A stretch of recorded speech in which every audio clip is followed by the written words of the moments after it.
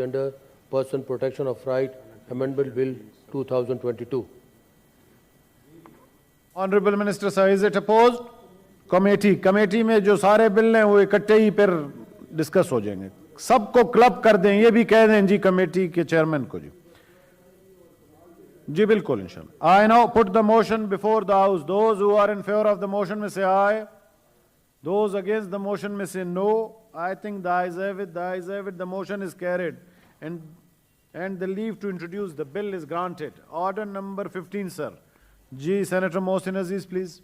Mohsin Aziz introduced the bill further to amend the Transgender Person Protection of Right Act 2018, the Transgender Persons Protection of Right Amendment Bill 2022. The bill as introduced referred to standing committee concerned, sir.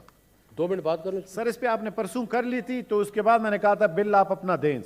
ठीक है, already on record है sir. आप नहीं इजाजत देंगे तो नहीं बोलेंगे जी sir. Thank you sir. Sir इजाजत की बात नहीं है मेरी, ये कि बस बिल आज काफी लगे हुए ताकि निकल सकें।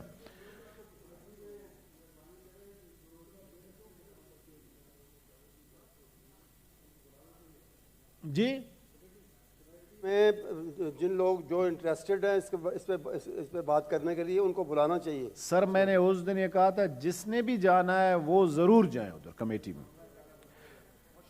ऑर्डर